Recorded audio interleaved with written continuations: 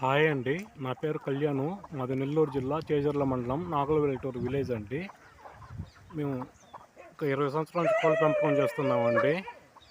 మా దగ్గర జాతి కోళ్ళు, భీమవరం కోళ్ళు ఉన్నాయండి.